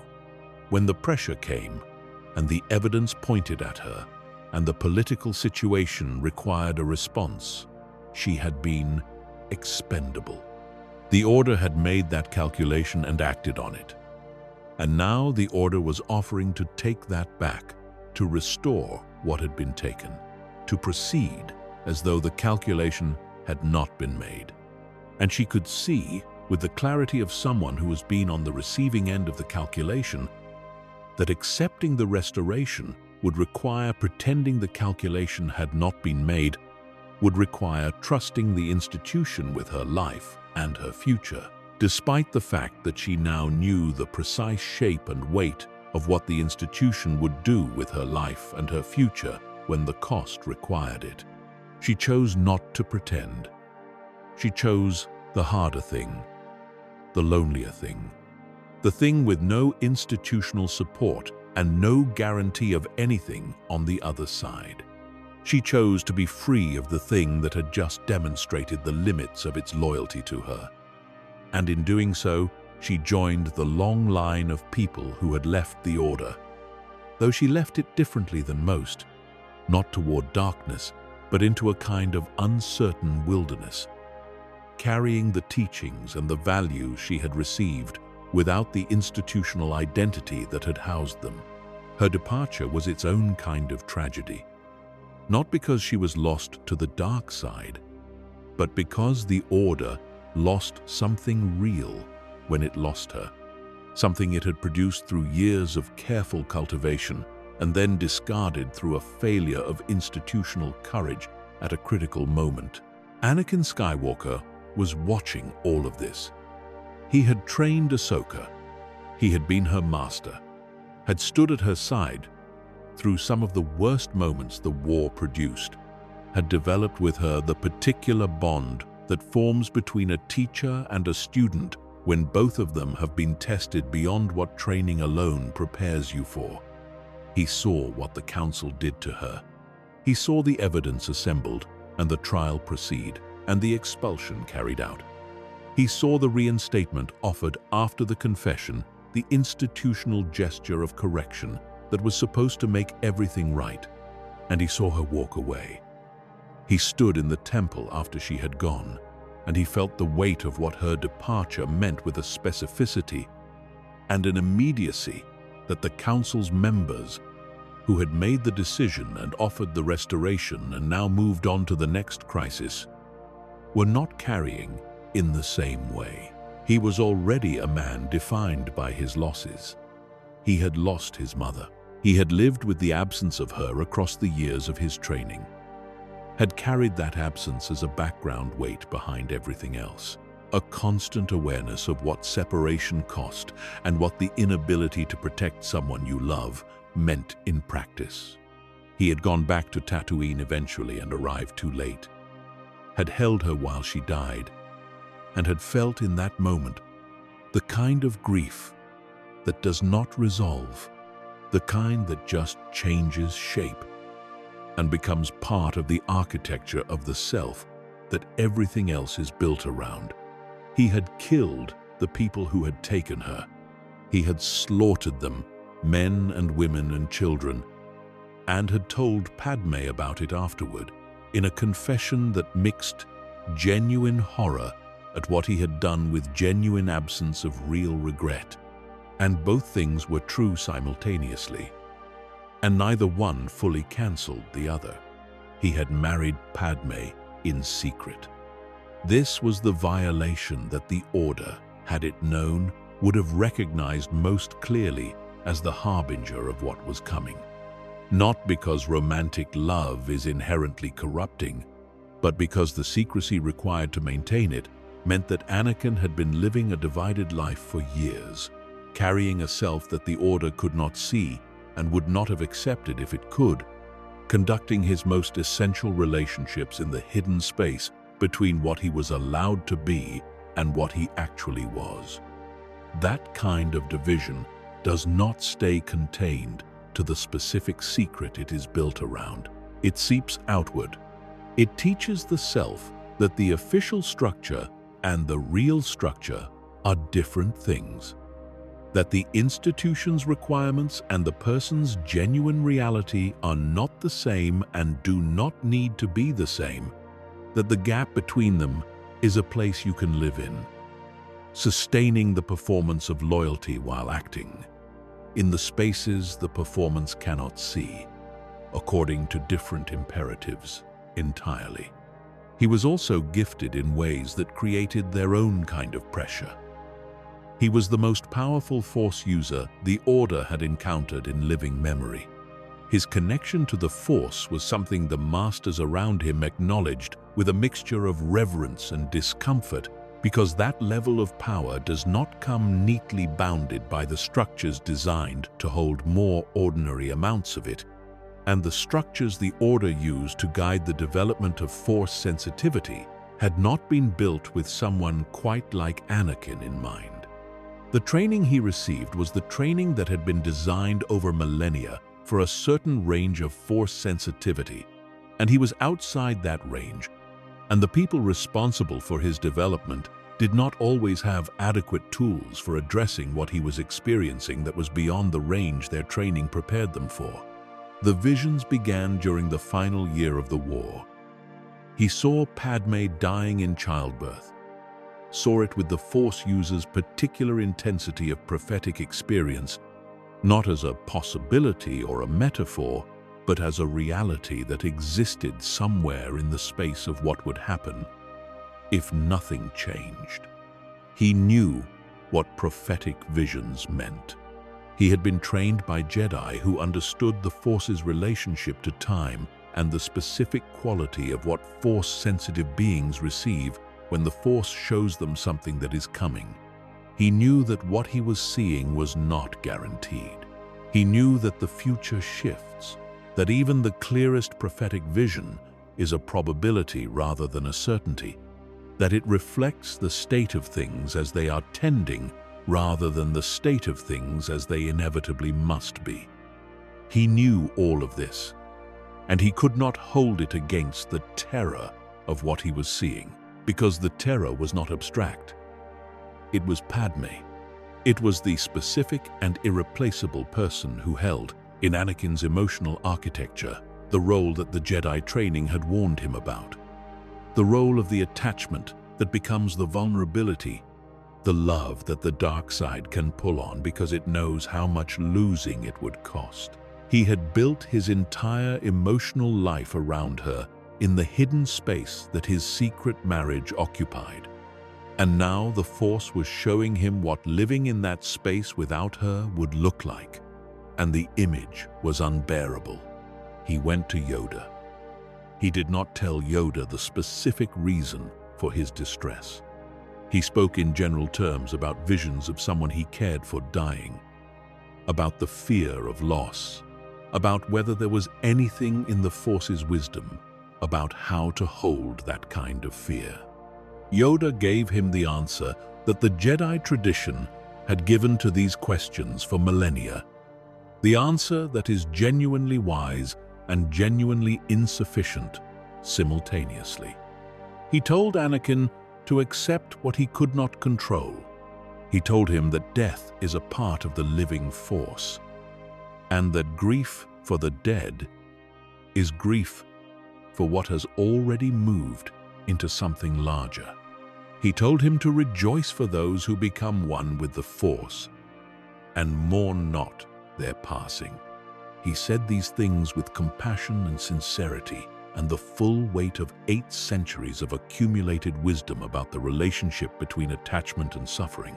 And he said them without knowing what Anakin was actually carrying, without knowing about Padme, without understanding that the abstract philosophical counsel he was offering was landing in a specific and concrete situation for which it was radically inadequate as a practical guide. Anakin left that conversation without what he needed. He had gone looking for something that might ease the terror, and he had been given philosophy. And the philosophy was not untrue, but it was not enough. And he had been unable to explain why it was not enough, because explaining would have required revealing the thing he had been hiding for years, and revealing it would have cost him the thing the fear of losing was about in the first place. So he carried the terror forward, unaddressed, into the final months of the war, and Palpatine was there. Palpatine had been there for years. He had been cultivating Anakin since before the boy was a teenager, taking the particular interest in his development that the Jedi around him found touching and slightly unusual, but had no framework to assess as the systematic long-term construction of an emotional dependency that it actually was. He had been the constant presence, the reliable warmth, the one figure in Anakin's life who did not demand emotional management or careful presentation, who seemed to accept without condition the full complexity of what Anakin felt and who he was. He had been building toward a specific moment, and when the visions began and the terror became the dominant note in Anakin's internal life, Palpatine recognized that the moment had arrived. He told Anakin about Darth Plagueis, not all at once, not in a single revelation that asked Anakin to process everything simultaneously. He introduced the name in the context of an opera performance, in a conversation that drifted toward the nature of the Force and what the dark side of it was capable of. And he described what Plagueis had learned, the possibility of influencing the midi-chlorians that connect all living things to the Force in ways that could prevent death, that could, in principle, hold the life of a person against the natural processes that would end it. He offered this as a story about the power the Sith had developed, as a philosophical curiosity, as an example of what could be known if one was willing to look at the Force from a direction the Jedi tradition had always refused to look. He did not explicitly offer Anakin a way to save Padme. He did not need to. Anakin heard what Palpatine said and connected it immediately to what he was carrying. And the connection, once made, could not be unmade. There existed, somewhere in the accumulated knowledge of the Sith tradition, the possibility of what he needed. The Jedi would never give it to him. The Jedi had never given him any of the things he needed most. They had taken him from his mother and told him that attachment was the path to suffering, and given him philosophy when he brought them fear, and expelled his Padawan when the evidence pointed at her, and offered restoration as though that was sufficient, and kept him at arm's length from the rank and the trust he had earned, and treated his relationship with Palpatine as a potential intelligence asset to be exploited. The Sith, the tradition the Jedi had spent his entire life training him to oppose, had apparently developed knowledge that might save the person he could not imagine losing. The trap had been built for exactly this configuration of person and fear and institutional failure. It had been built across decades by someone who understood the Jedi's weaknesses at the level of architecture, who had mapped the precise places where the Order's most fundamental commitments created the most dangerous vulnerabilities, and who had then spent years applying careful, patient, targeted pressure to those exact places in the life of the most powerful Force user of the age. Palpatine was not improvising. He had been building toward this moment since before the Clone Wars began. Possibly since before Anakin arrived at the temple as a 9-year-old child who had just said goodbye to his mother in a desert and gotten onto a ship and left the only world he had ever known. Every step of the way had been managed. Every piece had been positioned. The only uncertainty for someone of Palpatine's patience and precision was the timing. The timing resolved itself in a single afternoon. Mace Windu had assembled a small group of the Council's most powerful masters and gone to Palpatine's office to arrest him. Anakin had discovered Palpatine's identity as Darth Sidious and had gone immediately to Windu.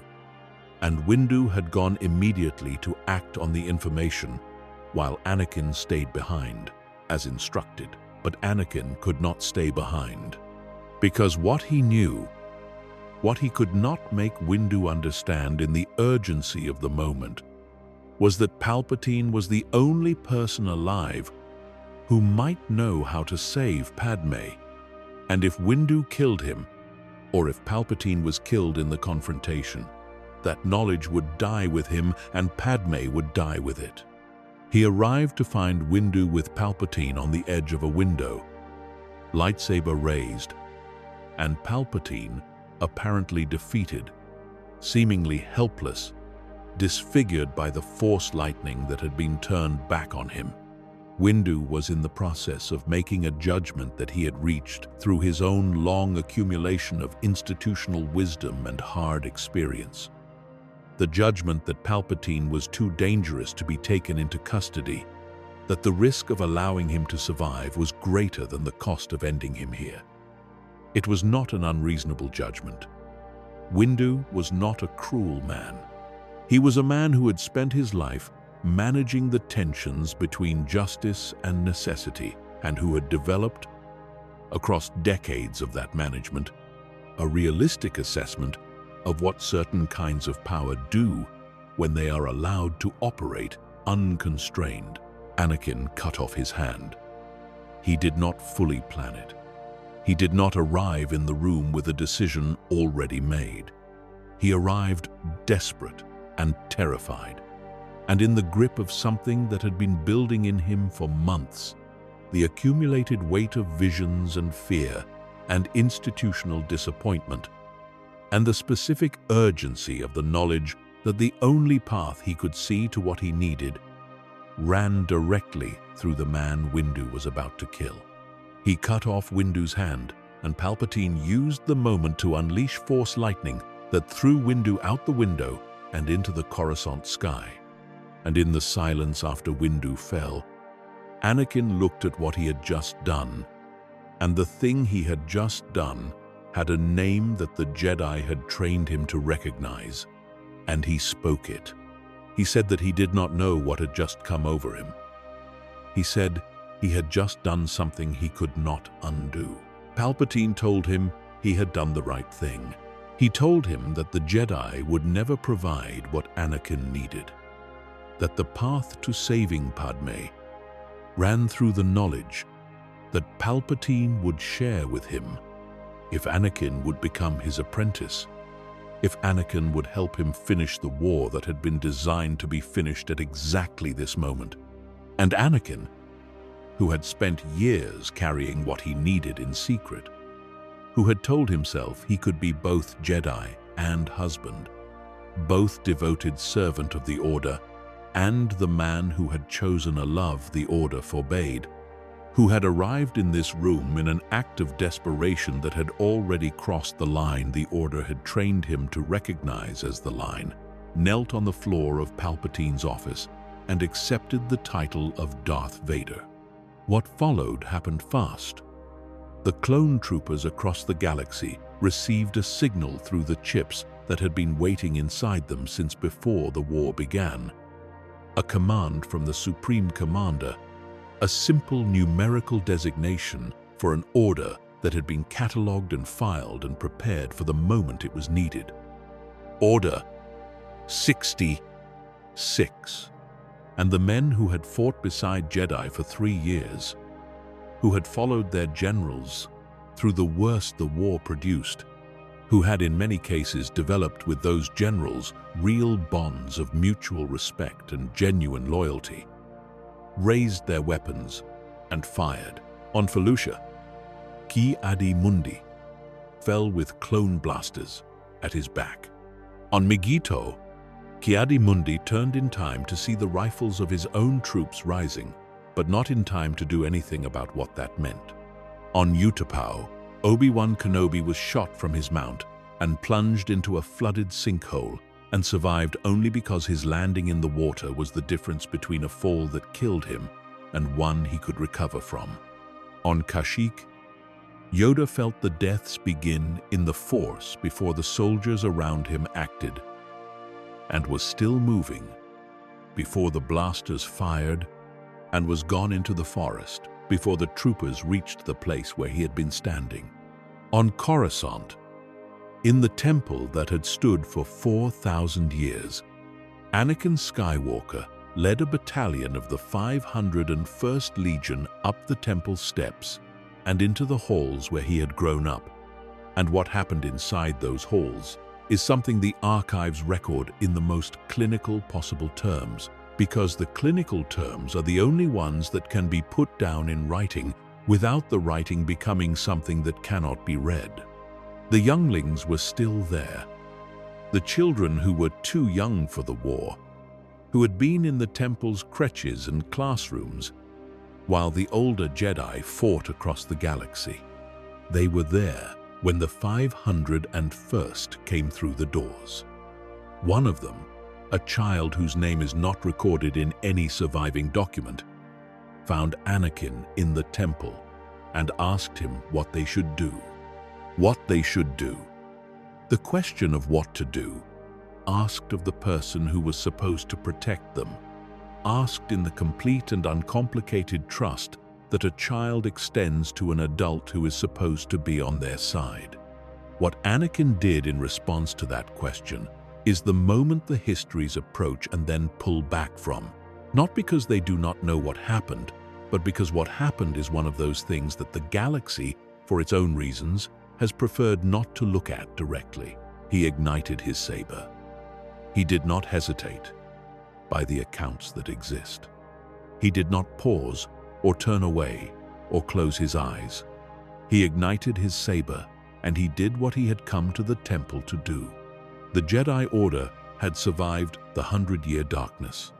It had survived the Great Hyperspace War and the Great Sith War and the Jedi Civil War and the New Sith Wars and the Ruusan Reformation and every other catastrophe that had struck it across 25,000 years of galactic history.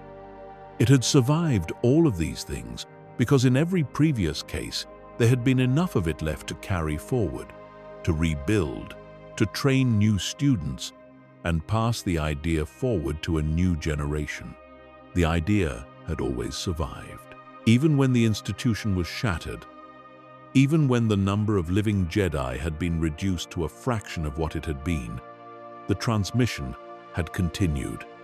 The chain had bent, but had not broken. That night it broke. Not because every Jedi was dead. Obi-Wan survived. Yoda survived.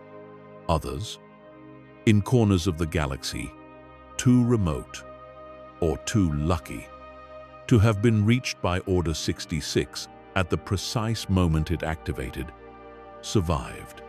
The chain did not break because every link was destroyed. It broke because what had just happened had changed the conditions under which transmission was possible. The empire that Palpatine declared in the Senate the next day was not merely a change of government. It was a declaration that the Order was to be hunted, that Force-sensitive children were to be identified and taken, that the existence of a Jedi was itself an act of treason against the new galactic authority. The survivors could not teach. They could not gather. They could not establish a new temple or train new apprentices, or do any of the ordinary things by which the idea gets carried from one generation to the next. They had to disappear, each of them alone into some far corner of the galaxy, and hold the idea in private silence with no certainty that anyone else was holding it too. Obi-Wan Kenobi went to Tatooine.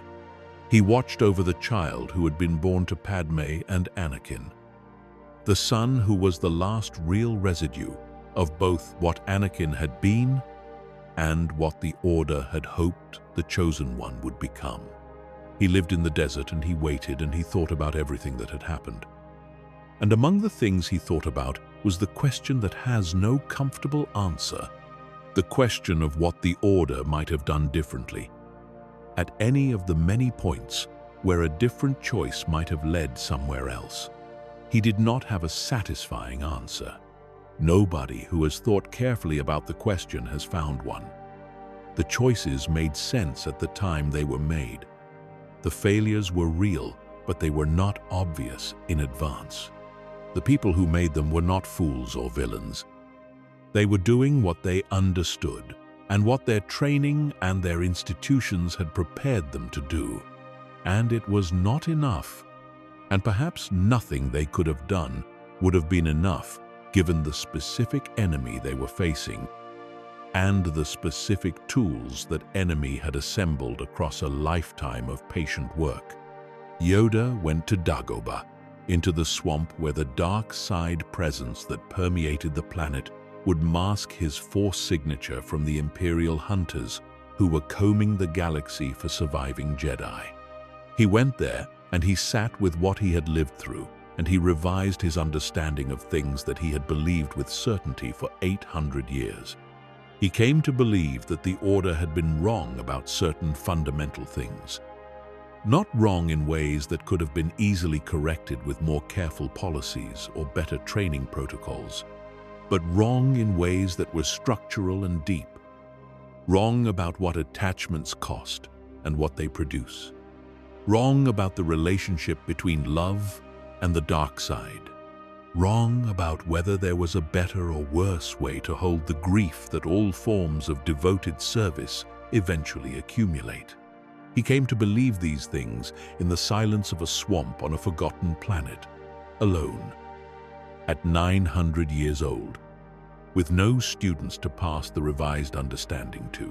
The surviving Jedi who scattered across the galaxy carried their traditions inside them like something that could not be put down, an identification that was no longer safe to express but had not become possible to abandon just because the institutions that had housed it were gone. They were Jedi in the way that people are sometimes things that outlast the circumstances that gave those things their name. What they held without external support or validation, without the community of practice that keeps any tradition alive and vital, without the masters and the students and the council chambers and the temple libraries that had structured the tradition for millennia. They held it alone in whatever form they could manage, which was sometimes barely recognizable and sometimes remarkably intact. And in the holding of it, they were doing the only thing that was left to do, which was survive with enough of it preserved that when the conditions eventually changed, and they would change, the thing that needed to be transmitted could still be transmitted. This is what betrayal produces when it has run its full course. Not simply the obvious losses, the bodies and the buildings and the records consumed by the fires of a single terrible night. It produces survivors carrying the unmapped cost of what they have witnessed and what they have lost, sitting in exile with the question of how it happened turning in them without resolution, holding something they cannot set down and cannot fully explain, and cannot be sure anyone will ever receive from them in a form that means what they need it to mean. It produces the long aftermath, the years between the fire and the moment when something new becomes possible, the time that has to be survived on its own terms, without the comfort of knowing how it ends. The Jedi Order that was destroyed in a single night across 100 worlds had survived for 25 millennia. It had survived the ancient exiles who became the first Sith. It had survived the brilliant students who turned their gifts against it. It had survived wars of an intimacy and a devastation that no external enemy could have produced, because internal betrayal strikes at something more essential than military capacity. It strikes at the capacity to trust, which is the thing that any tradition built on transmission requires absolutely, and which is therefore the thing that the enemies of such a tradition have always known to target. The Jedi knew this. They taught the history of it. They catalogued every instance of the pattern, and then they lived it anyway, because the pattern is not a historical artifact. It is a structural feature of the relationship between power and corruption, between devotion and the things that devotion cannot protect itself from when the darkness is patient enough and clever enough and intimate enough to find the exact lever to pull. The Force did not die with the Order. It has never died with any of the institutions built to understand it. It continues to move through the galaxy as it has always moved, binding things together, passing through the living and the dead, indifferent to the catastrophes of those who try to claim it or contain it or use it as a weapon. It was there in the desert where an old man watched a boy who had no idea who he was or what he carried. It was there in the swamp where an ancient creature sat in the mud and revised its understanding of things it had believed for 800 years. It was there in the ordinary beings across the galaxy who felt something they could not name, who woke in the night sometimes with a sense that something fundamental had changed in the nature of things and could not articulate what it was. The Force was there, It is always there. That is the only certainty the long history of betrayal and loss and survival leaves fully intact. The Force endures, and in its enduring, it keeps open the possibility that what was broken might, in time, find its way towards something like repair. Not the same thing, never the same thing again, but something that has always been enough to be worth holding on to. Through every darkness, through every fracture and fall and long night of exile and uncertainty, that has been enough, and it will be enough again. There is a temptation, when surveying the full sweep of what the Jedi Order suffered across its long history, to look for the single moment that made the difference. The single choice that, made differently, might have altered everything downstream. It is a tempting thing to look for, because it is a comforting thing to find. If there is a single moment, a single decision by a single person, then the catastrophe is bounded. It has edges. It can be contained within the causal story of what one person did or failed to do on one particular day. The scale of what happened can be made manageable by reducing it to something human-sized, by identifying the hinge and saying, "Here, this is where it turned." But the history does not accommodate that reduction. The history is long, and the threads run back further than any single moment. And the shape of what was lost is the shape of something that was produced across generations by accumulated decisions that were each, in their moment, defensible. And that combined over time into something whose consequences no individual had designed or intended. The Jedi, who chose mercy at Korbos, could not have known about Korriban. The council that forbade intervention in the Mandalorian Wars could not have known the specific form their refusal would take in Revan's character and what that form would eventually produce. The masters who trained Anakin without fully understanding what he carried could not have known, in any specific operational sense, where their insufficient tools would leave him when the moment Palpatine had spent decades preparing arrived at last. This is not a counsel of despair. It is not an argument that nothing could have been different. Things could have been different. Different choices were available at every significant juncture. The question of whether the better choices would have been made, given the knowledge and the pressures and the institutional cultures and the individual characters that were present at each of those junctures, is genuinely open. What is not open is the simpler question of whether the outcome was the product of a single failure or a single villain. It was not.